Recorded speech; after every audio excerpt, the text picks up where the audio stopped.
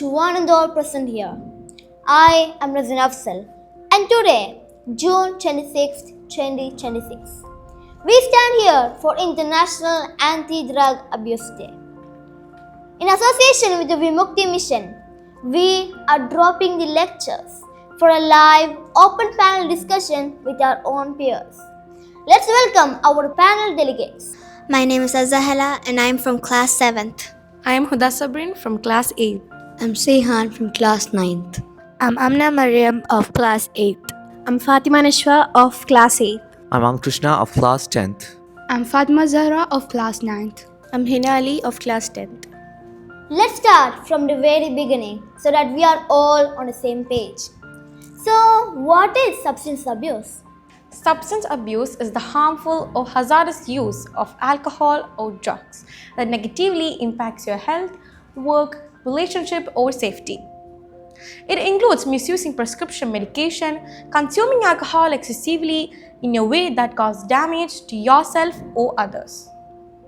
Key characteristics include loss of control over use, continuing despite harmful consequences, and developing tolerance or withdrawal symptoms. Substance abuse differs from occasional use. It's the pattern where the substance becomes controlled to your life, often leading to physical health problems, mental health issues, legal trouble, and broken relationships. That creates a clear baseline. When a substance enters the body, our body reacts rapidly. So I want to know, what are its effects on the brain and the body? So, we all know that drugs are chemicals that affect the brain and body. Some examples are alcohol, cocaine, cannabis, and heroin. They promise a temporary escape but deliver permanent destruction. Drugs affect our body depending on its type, how much and how often it's used, and the person's general health. Drugs affect our body's entire organ system, from the brain to the skin. The physical destruction begins the moment drugs enter our body. In short term, drugs mess up your body's natural rhythm. They can cause your heart to beat dangerously fast, makes it hard to breathe, and can cause severe headaches or nausea. They also ruin your coordination. The long-term physical effects become permanent and severe. Drugs like nicotine, marijuana, and cocaine change the wiring of the brain, destroying cells and ruining memory and learning abilities. They can even cause sudden heart attacks. Smoking or inhaling drugs severely damages the respiratory system, leading to lung disease. The liver and kidneys act as our body's filters. Drugs overload them with toxins, which can lead to painful liver failure and kidney disease. Long-term use of drugs causes breast development in men, HIV, and can spread the hepatitis C. It literally hijacks how we process survival rewards. But if we did not have enough time, we would have never fallen for that trap. It is leisure time that makes us feel to be one addicted towards drugs. So, are there any healthy activities that can replace this leisure time, and what are they? Engaging in regular physical activities like running, weightlifting, or joining team sports helps us prevent from substance abuse. By naturally boosting dopamine, improving impulse control, and filling idle time with healthy structures. Pairing fitness with stress management practices like yoga, meditation, or creative arts, which provides us a safe emotional outlet and lowers anxiety. Finally, building a strong community connections through volunteering, family routines, or skill-based clubs fosters a deep sense of purpose. Exactly. Letting out natural dopamine through natural outlets is the best choice. But in a day, there are 24 hours. And out of that 24 hours, approximately 7 to 9 hours we are spending in the school. So, how can this school management ensure that the students have a safe environment? Oh, you mean the place where we spend most of our time? Yes. Actually, schools shouldn't just be about exams and stress. It should be a safe place to grow.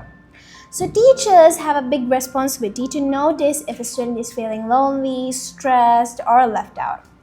By creating a friendly environment with arts, sports, and clubs, schools can give everyone a safe place to belong. By focusing on kindness and connection, schools can prevent students from ever turning to drug abuse. Moving outwards from the school gates, we live in a society. We are socialized, and society has its own disadvantages.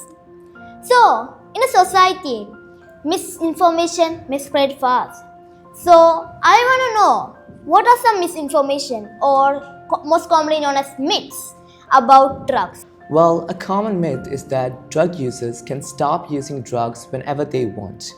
In reality, many drugs can cause addiction, which affects the brain and makes quitting really difficult. Even when a person wants to stop, they may not be able to do so without support. Even I know many people who needed help from friends, family members, counselors, or healthcare professionals to overcome addiction. This myth is dangerous because it makes drug use seem easy to control when in fact it can become a serious problem. Another myth is that drugs help a person to reduce stress and makes them forget their problems. But the actual truth is, while some substances may give a temporary relief, it does not solve the actual problem. Instead, they create new challenges like emotional difficulties, health issues, and problems in relationships. The best way to reduce stress is by talking to someone you trust, whether it's a parent, teacher, friend, or trying new sports rather than using these harmful substances. These are some of the many dangerous myths of drugs. I thank you for busting a few of those. But myths are just one factor that leads towards addiction. So there are many factors, and I want to know what are they and what are the factors that increases the chance of addiction more than ever. There are several factors that increase addiction risk. Genetics. Having a family history of addiction significantly increases vulnerability. Addiction that often runs in families. Mental health. Depression, anxiety, and other health conditions are strong risk factors. People may use substance to self-medicate. Trauma. Early abuse, neglect, and other traumatic experience increases addiction likelihood. Early age of use. Starting substance use as a teenager dramatically increases addiction risk because their brain is still developing. Environmental factors. Growing up in an environment using substances, poverty, and limited opportunity increases risk. Peer influence. Associating with users and normalizing substance use. The more risk factor present, the higher the addiction vulnerability. But protective factors like good family support, good mental health, and healthy coping skill reduces risk. It is a mix of genetics and environment, correct? Yes. So, you forgot just one little factor, social media. Nowadays, our society entirely depends upon it. So I want to know how social media can change our attitudes towards substance abuse and the people who use substances. Social media has a big influence on young people because it shapes what we see as normal or attractive. Sometimes, movies, reels, or posts show drugs as something fun, cool, or a way to escape life's problems. Some people post exciting moments but never show the harmful consequences like addiction, health problems, or broken relationships.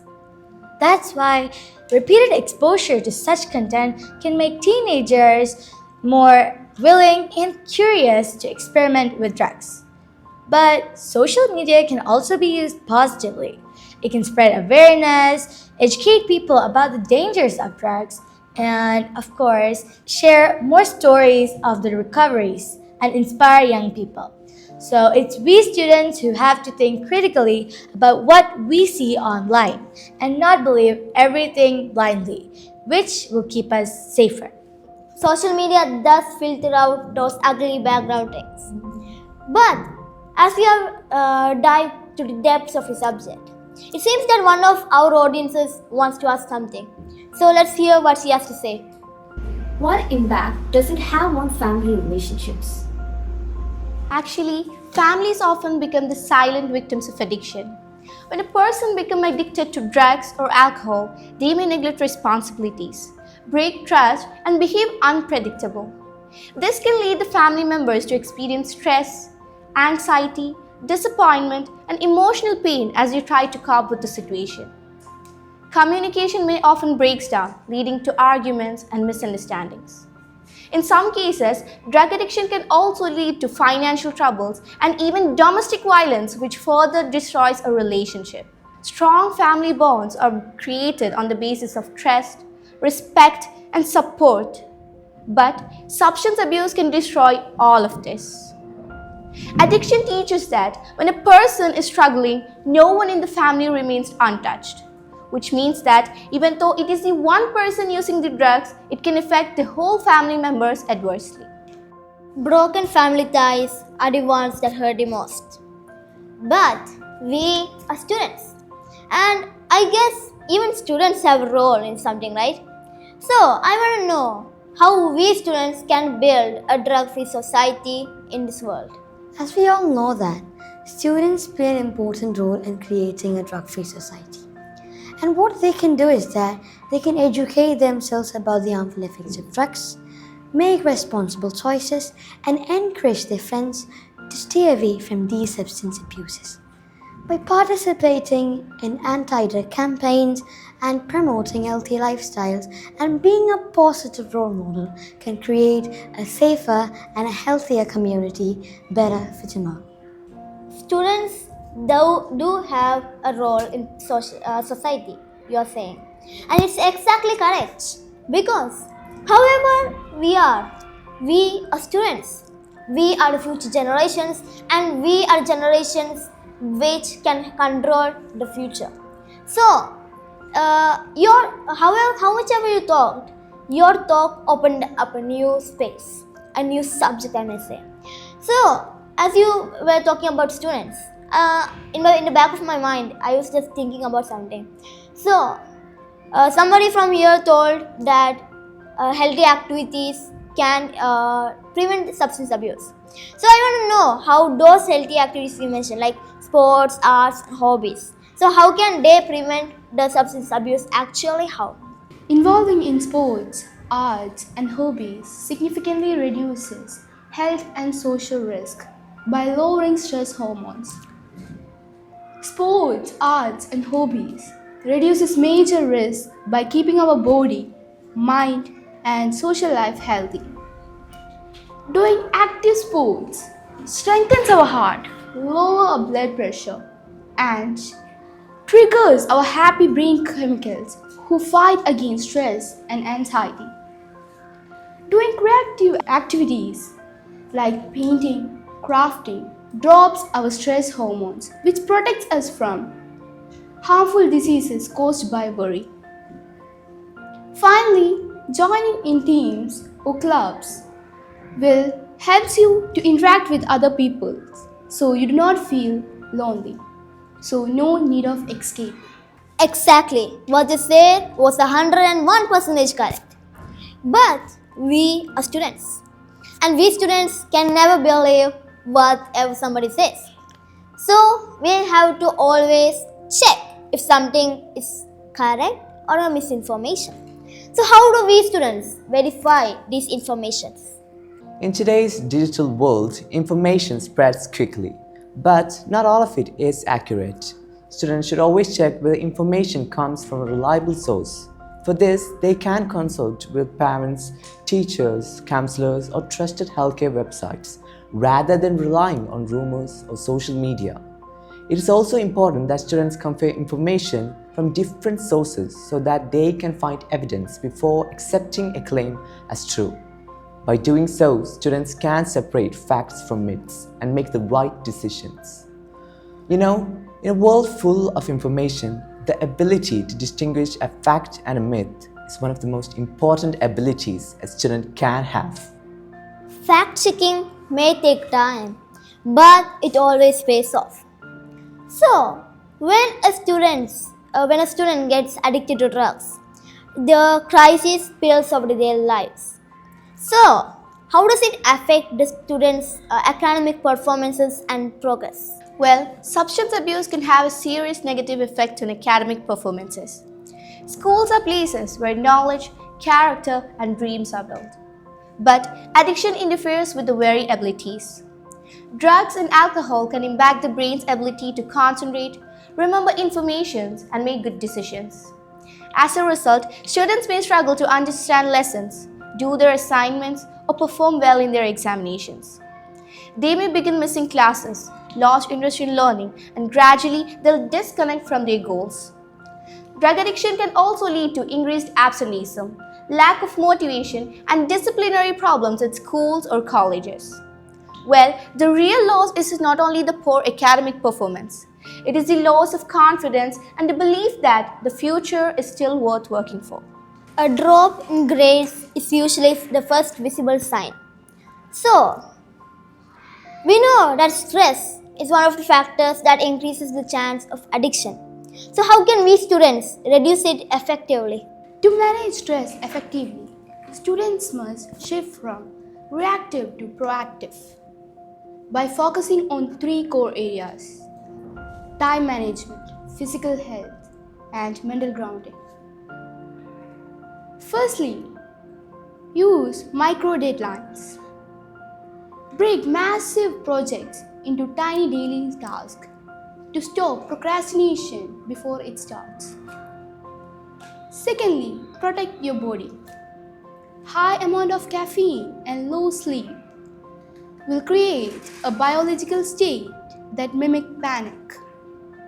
Prioritizing 7 hours of sleep and swapping energy drinks of water will change how brain handles pressure. Finally, practice mental grounding. If panic attack during an exam, try breath boxing, which goes like inhale, pause, exhale, pause for 4 each seconds. Stress management isn't just about working hard, it is about protecting energy so we can use it when it is in need. You are again correct.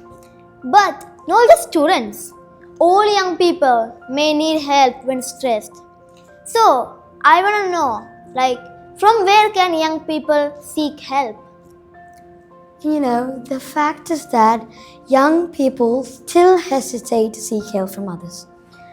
They can talk to their parents, teachers, school counselors, siblings, relatives, friends, etc.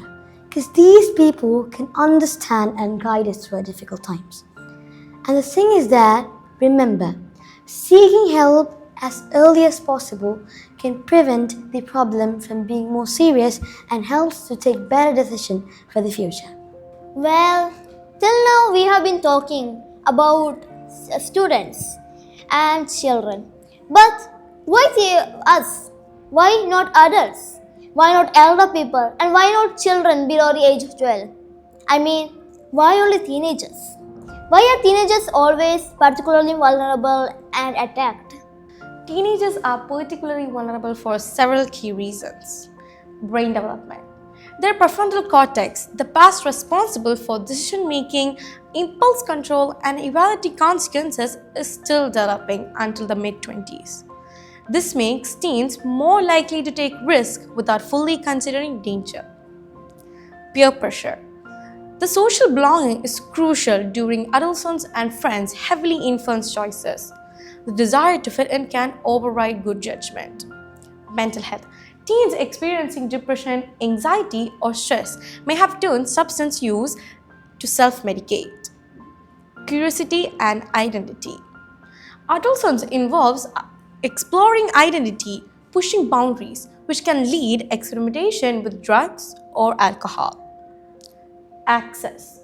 Greater independence means more opportunity to access substance, often from peers.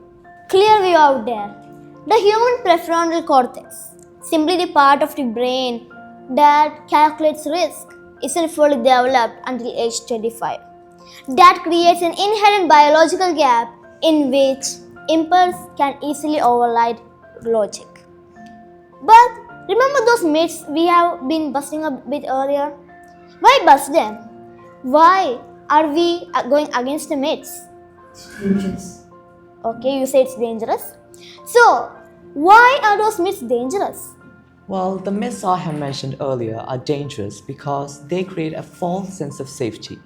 When young people believe these myths, they are more likely to experiment with these drugs or ignore the risks involved.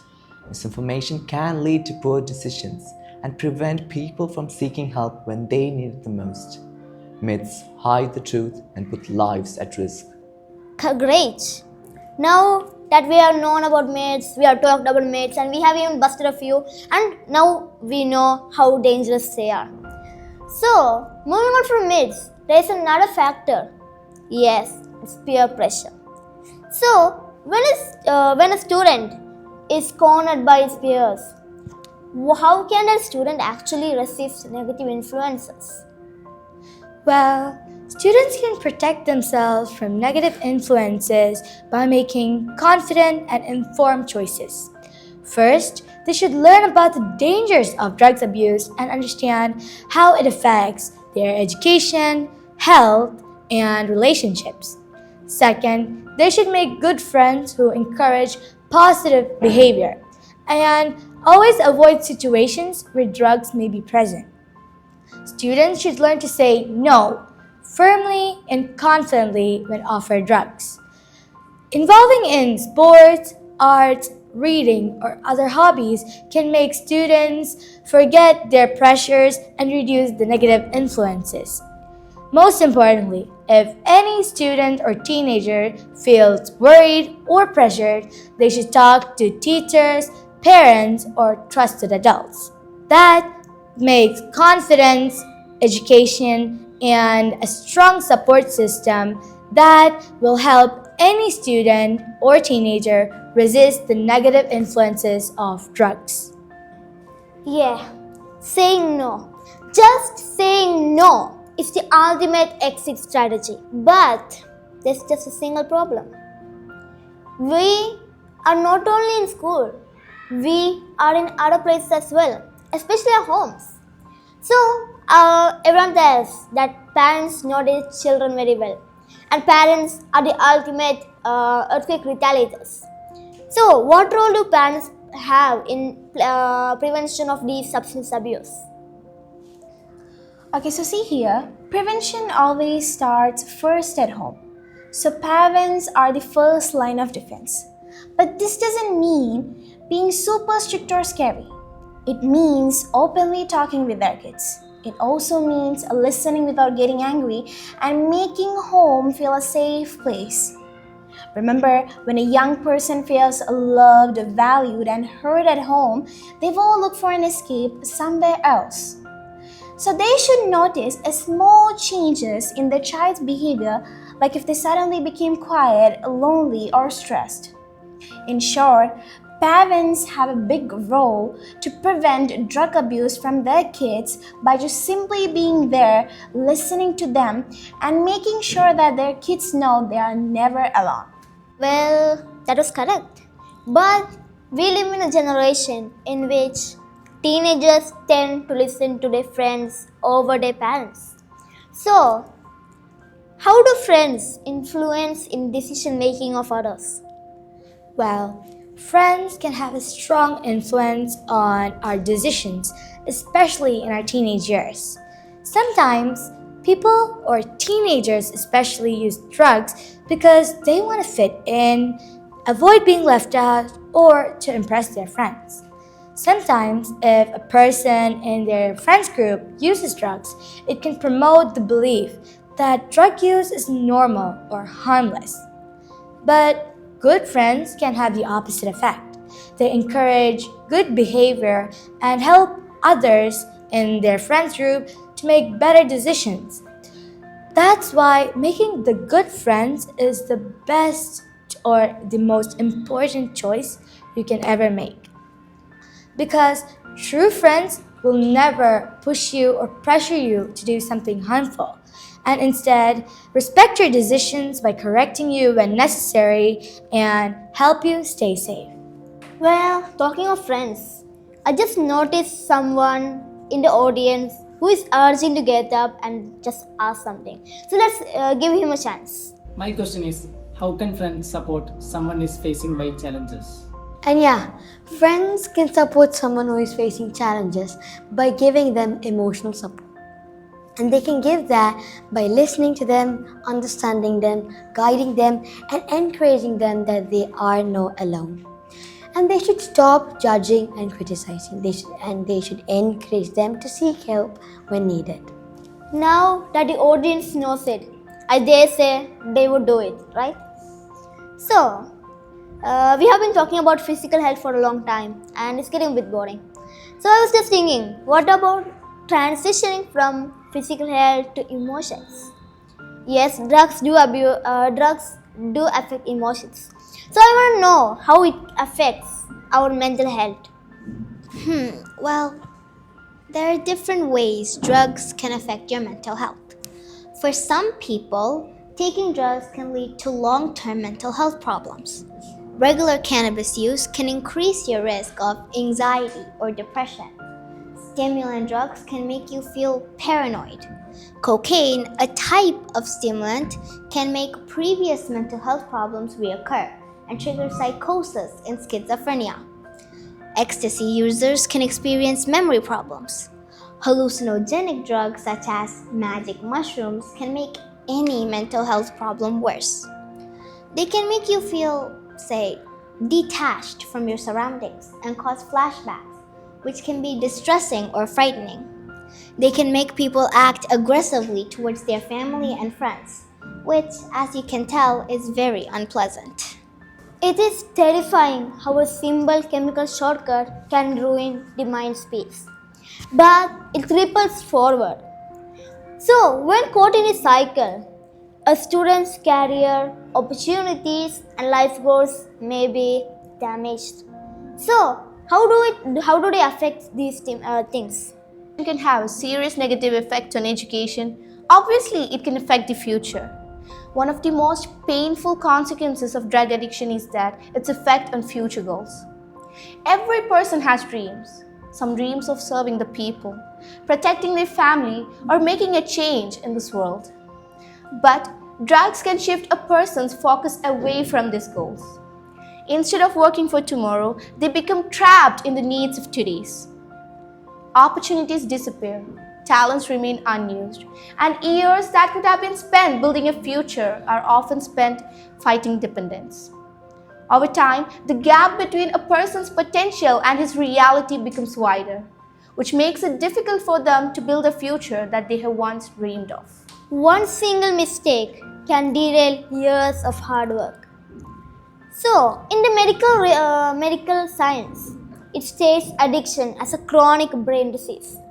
So, can addiction be treated? Okay, so I'm thrilled to tell you all that the answer is yes, absolutely. Like he said before, addiction is a long-term brain disease, which means there isn't a magical one-time cure or anything, but it is completely treatable.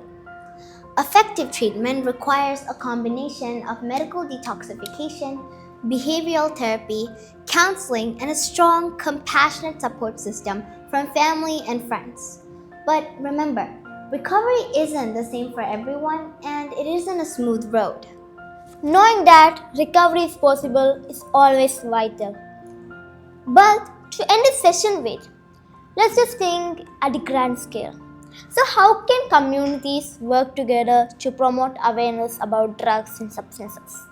So, we need to create a society where it is okay to seek help when we are going through a hard time. Neighbors, youth groups, and clubs need to work together to make sure that every teenager has someone safe to talk to. Then, it becomes much harder for drug abuse to enter the neighborhood. Let's give a massive round of applause to our phenomenal panelists today. They didn't just answer our questions. They gave us a complete blueprint for looking after each other. As this session comes to an end here at Zeal International School, I would like you to all remember the core message of the Vimukti mission. Vimukti means ultimate liberation. True freedom is not living a life blindfolded. It's about living a life unchained from substance reliance, hallway mates, and toxic peer pressure. Have an empowered, drug-free day ahead. Signing off, I am Rizan Afzal.